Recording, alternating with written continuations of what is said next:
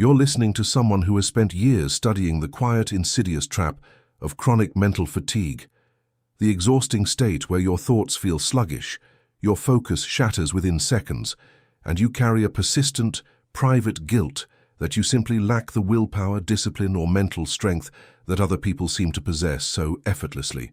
And there is a very high probability that you have spent today quietly condemning yourself for being lazy, weak, or unfocused, completely unaware that what you are experiencing is not a failure of character at all. This isn't something you need to concentrate on. You don't need to catch every single word the first time through. Just let it arrive. Each part of what follows works like its own distinct key. One removes the crushing burden of false self-blame. One exposes the invisible machinery of mental congestion, and one hands you a quiet, effortless method to restore the natural clarity that has been buried beneath noise. None of it requires that you force your mind to obey through aggressive mental discipline tonight. It only requires that you keep listening, and that you're willing to consider, even briefly, that your mind was never broken, defective, or weak, but simply buried under a weight it was never designed to carry. Emmet Fox taught nearly a century ago that what human beings call mental weakness is almost always a misunderstanding of spiritual physics.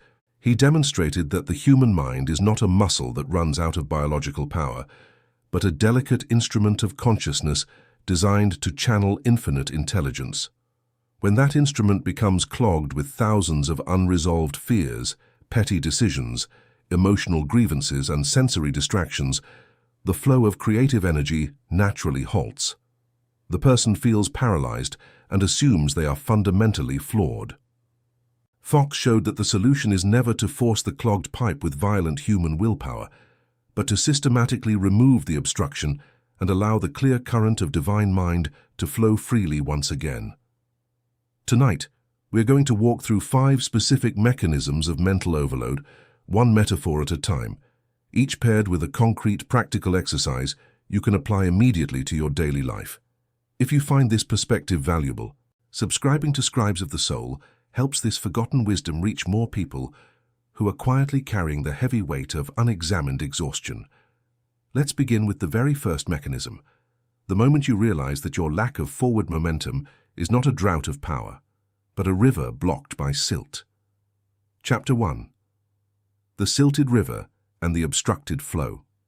There is a specific, quiet despair that arrives when you sit down to accomplish an important task. And despite your sincere desire to move forward, your mind feels like thick mud, unable to produce a single clear thought. Fox often illustrated the human mind through the image of a majestic mountain river. When a river is healthy, clear water cascades effortlessly from an inexhaustible mountain spring, flowing through the valley with natural speed and unstoppable momentum. It does not strain to move, it does not force its way forward. It simply yields to the universal law of gravity. But if a sudden landslide dumps tons of fallen timber, loose boulders, and heavy silt into the riverbed, the water immediately slows to a crawl. The surface becomes stagnant, murky, and covered in scum. To an observer standing on the bank, who knows nothing of the landslide upstream, it appears as though the river has grown weak, lazy, and exhausted. But the spring at the mountain summit is still pouring out the exact same volume of pure water as it always has. The river has not lost its power. Its channel has simply been choked with debris. This matters because millions of people spend their entire lives trying to whip a silted river into flowing faster. When you find yourself procrastinating, staring blankly at a screen, or unable to make a simple decision, you assume that your willpower is defective. You buy planners, download productivity apps, drink more caffeine, and berate yourself with harsh internal lectures about discipline. Fox's teaching insisted that this entire approach is fundamentally misguided. You cannot clear a silted river by beating the water with a stick. Your creative power has not diminished by a single fraction of a percent. The mountain spring of divine intelligence is pressing into your consciousness right now with infinite vitality. The only problem is that your mental riverbed is crammed with unexamined anxieties, half-finished emotional business, and endless digital clutter. Think about the specific area of your life where you feel most stuck, stagnant, and mentally exhausted today. Notice how much energy you spend fighting the stagnation, forcing yourself to work through brain fog, feeling guilty about your lack of output and comparing your sluggish pace to the apparent ease of others. You are treating a problem of congestion as though it were a problem of capacity. Have you noticed how your mental fog is never permanent, but lifts instantaneously during rare moments of genuine emergency or deep inspiration, proving that your underlying power was fully intact the entire time? Have you noticed that the days you feel most exhausted are rarely the days you did the most physical work, but rather the days you carried the greatest number of unmade decisions and unspoken worries? Have you noticed that when you finally resolve a single lingering problem that you had been avoiding for weeks, an immediate surge of mental clarity and energy floods your entire system without any extra effort? Here is something practical to try over the next few days. When you sit down to work and feel the heavy mud of mental fog settling over your thoughts, do not attempt to force the task with violent willpower. Instead, stop completely, close your eyes, and ask this simple question: what debris is currently blocking my riverbed? Write down the top 3 unspoken worries, pending decisions, or emotional tensions currently cluttering your mind. Acknowledge them plainly, place them mentally in the hands of divine order, and affirm quietly, "The channel is clear. The living water of spirit flows freely through my mind right now." Once you realize that your power has never left you, an equally misunderstood mechanism of exhaustion becomes much easier to identify. That's what we turn to next. Chapter 2. The Circuit Breaker and the Tripped Fuse.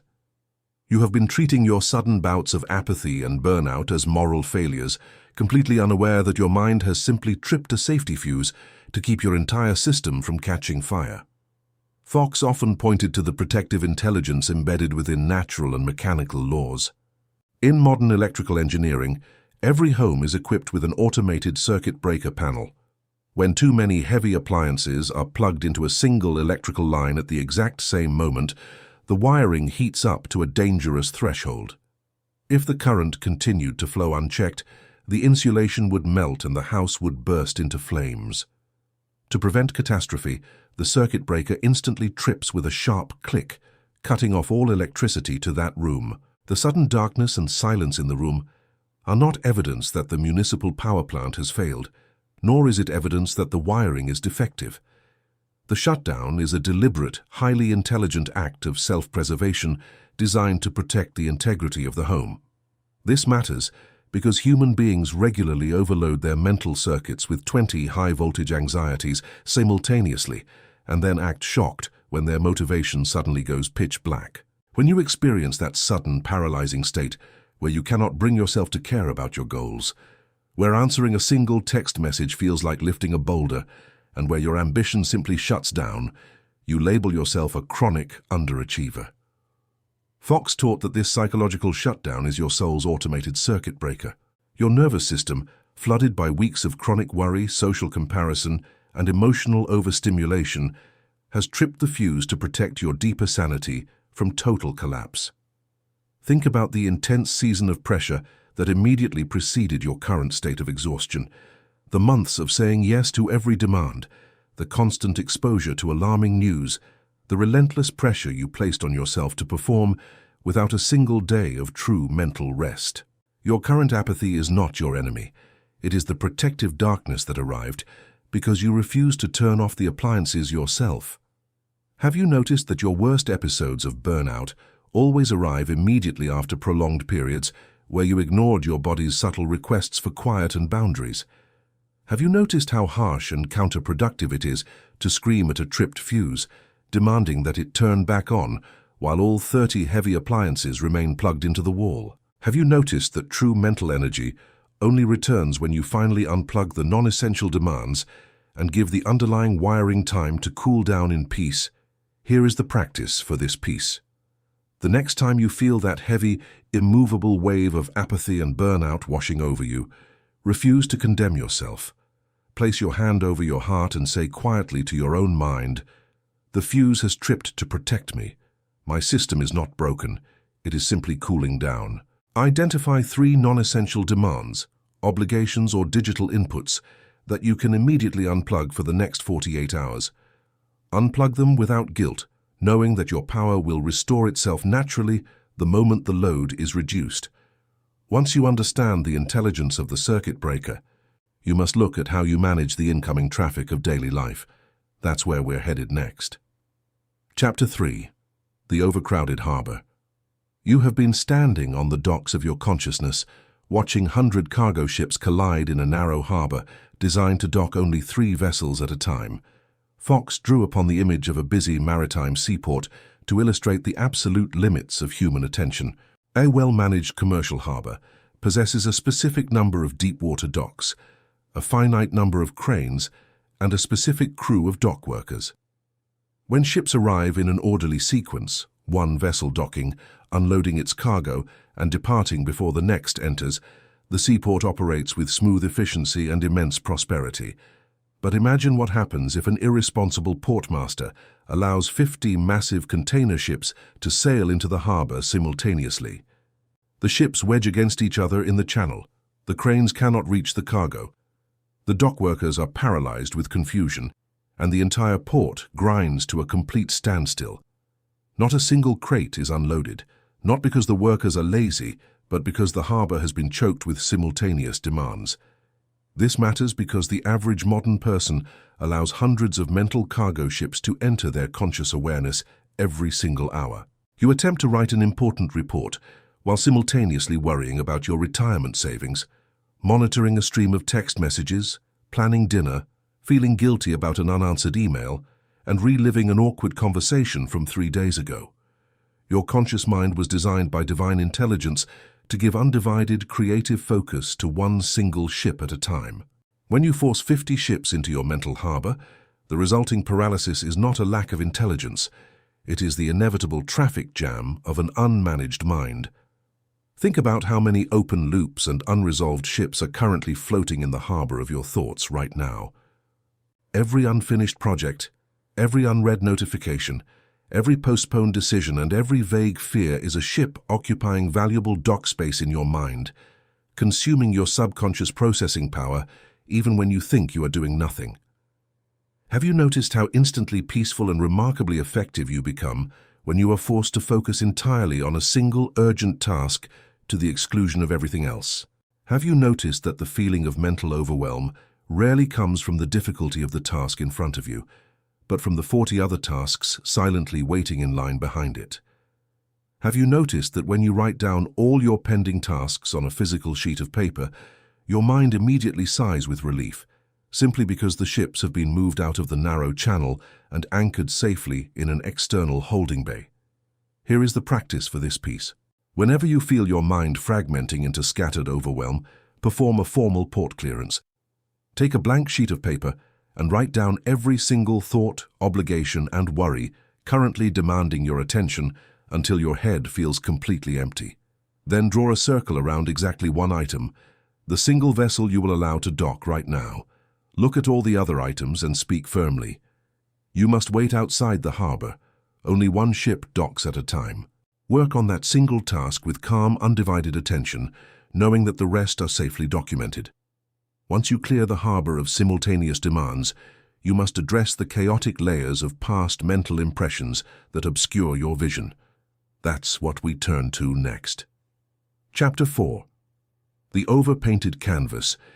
You have been looking at the muddy, chaotic gray surface of your mind, entirely unaware that you are looking at 20 layers of wet paint applied without a single moment of drying in between.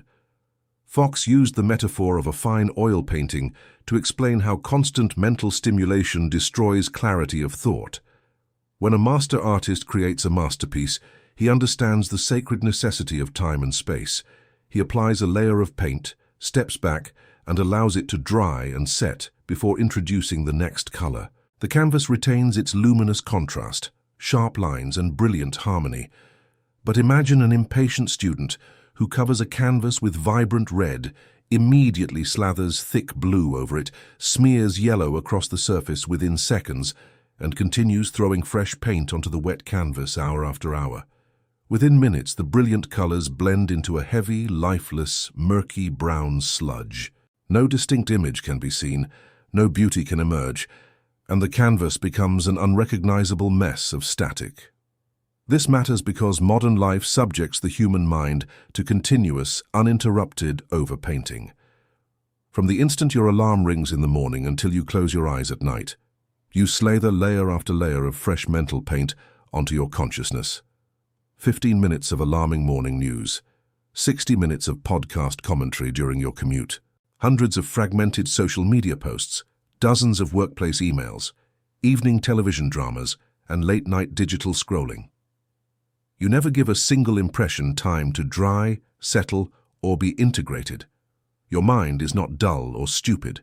It is simply covered in 50 layers of wet, unresolved emotional paint that have blended into the dull grey sludge of chronic mental fog. Think about the last time you gave your mind 24 hours of genuine, uninterrupted stillness, a full day without screens, without podcasts, without news, and without constant external input. Most people have never experienced such a day in their entire adult lives.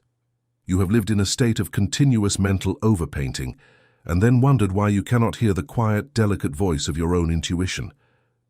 Have you noticed that your most profound insights and creative solutions never arrive while you are actively consuming information, but always surface in the shower, on a quiet walk, or right as you wake up? The rare moments when the paint finally has space to dry. Have you noticed that scrolling through your phone for 30 minutes leaves you considerably more exhausted and irritable than reading a calm, thoughtful book for an hour? Have you noticed that when you intentionally fast from digital media for even a single afternoon, the murky sludge in your mind begins to settle, revealing a natural clarity and joy that you thought you had lost forever? Here is the practice for this piece. For the next several days, introduce deliberate white space onto your canvas. Create a strict, non-negotiable 30-minute boundary every morning and evening, where no digital device, audio input, or external information is permitted into your mind. Sit in the quiet, look out a window, or take a silent walk. Speak quietly to your consciousness. The canvas is resting, the impressions are settling into peace. Watch how quickly the natural luminosity of your mind returns when you simply stop throwing fresh paint onto the wet surface. Once you allow the canvas to dry, the final obstacle to mental peace becomes clear: the hands that are muffling your natural resonance. That's where we're headed next. Chapter 5. The Resonant Bell Muffled by Hands. You have been weeping because the magnificent bronze bell of your mind produces only a dull, thudding click when struck, completely forgetting that 10 anxious hands are clutching its outer rim. Fox often described the true spiritual nature of the human intellect as a masterfully cast cathedral bell.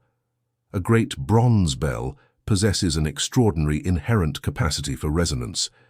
When suspended freely in an open tower and struck with a single blow, its pure golden tone travels for miles across the countryside, penetrating through storms, cutting through noise, and lifting the hearts of all who hear it. It does not struggle to produce that tone.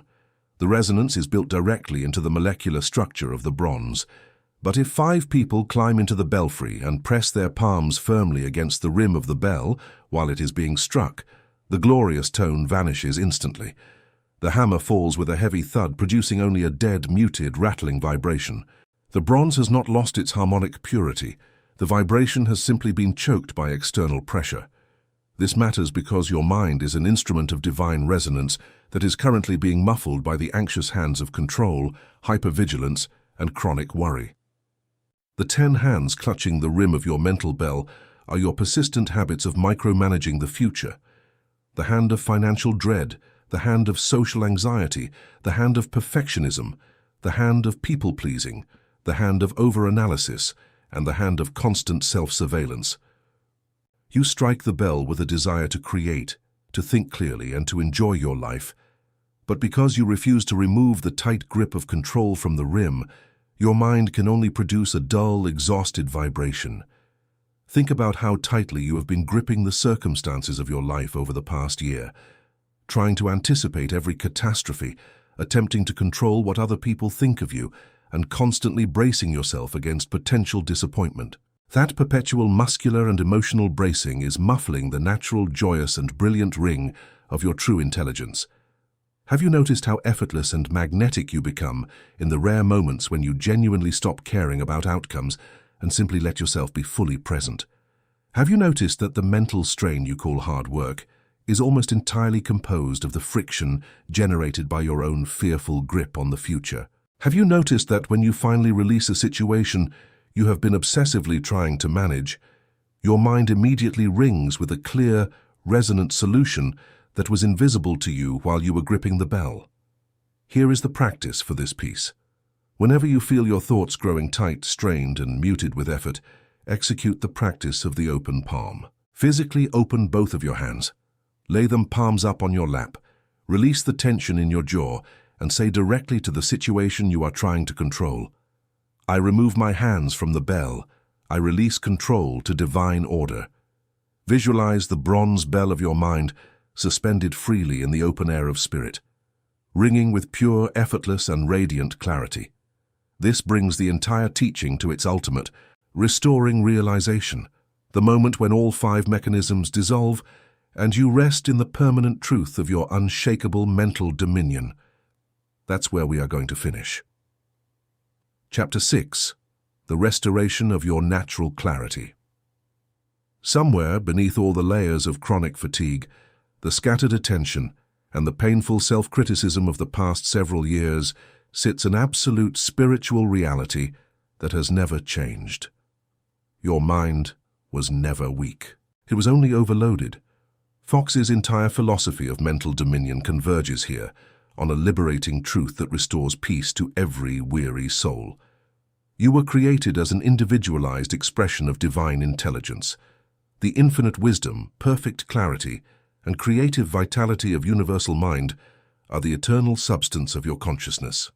That divine substance cannot degrade, cannot lose its capacity, and cannot become permanently defective through human stress.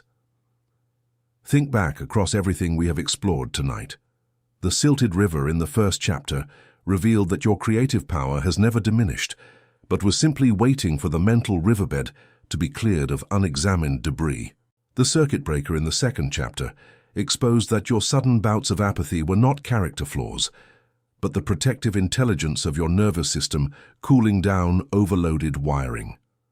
The overcrowded harbor in the third chapter showed that your scattered focus was simply the traffic jam of too many simultaneous demands, easily resolved by docking one ship at a time. The overpainted canvas in the fourth chapter demonstrated that your mental fog was the natural result of continuous sensory input, ready to clear the moment you introduce quiet white space. And the resonant bell in the fifth chapter proved that your true brilliance and clarity return instantly, the moment you release the anxious hands of control from the rim of your consciousness. None of these 5 conditions requires you to fight yourself, punish yourself, or struggle with violent willpower.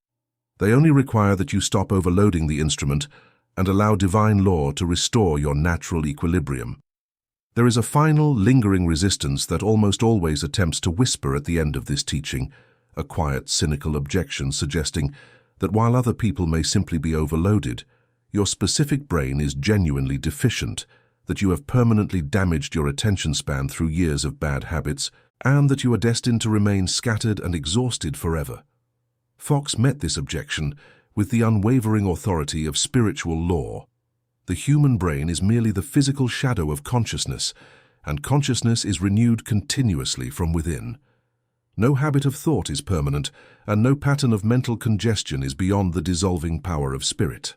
When you align your mind with the quiet perfection of divine mind, the nervous system resets, the memory clears, and the attention gathers itself with effortless, crystalline focus. Think about how much peace becomes available to you tonight the moment you finally lay down the whip of self-condemnation. You stop calling yourself lazy. You stop apologizing for being tired. You unplug the overloaded circuits. You clear the harbor. You give the paint space to dry. And you allow the golden bell of your soul to ring freely in the open air of divine peace. You take a deep, slow breath. You relax every muscle in your body. And you rest in the quiet certainty that your true mind is clear, calm, and infinitely capable right now. Tonight, before you sleep, release the exhausting burden of trying to force your life. Hand your consciousness over to the quiet care of spirit. You are not weak. You are not broken.